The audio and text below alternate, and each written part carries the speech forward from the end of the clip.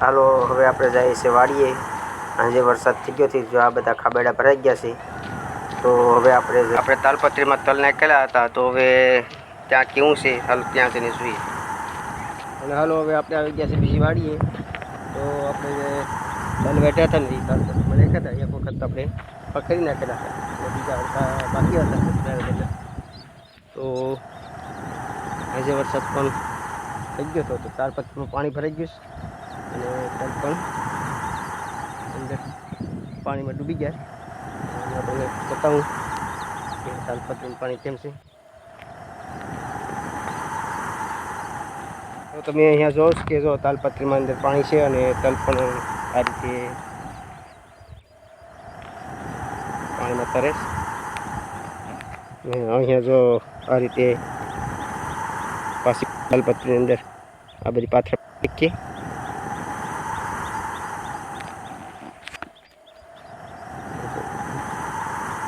આ રીતે તો ઘણા નુકસાન થયું હશે, અમારે આ રીતે એટલું નુકસાન થયું છે।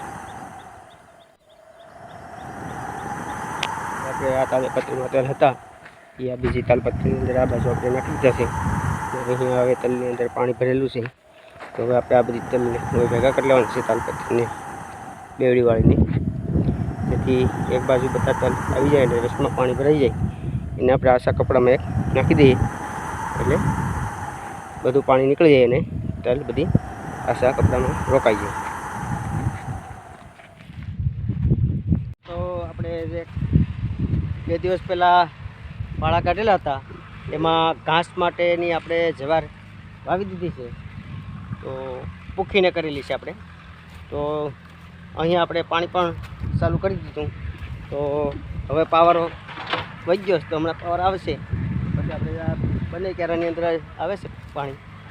તો તમને કઈ ઘાસ વાયેલું છે, કઈ મીઠી જવાર વાયેલી છે એ તમને હમણાં બતાવું તમને।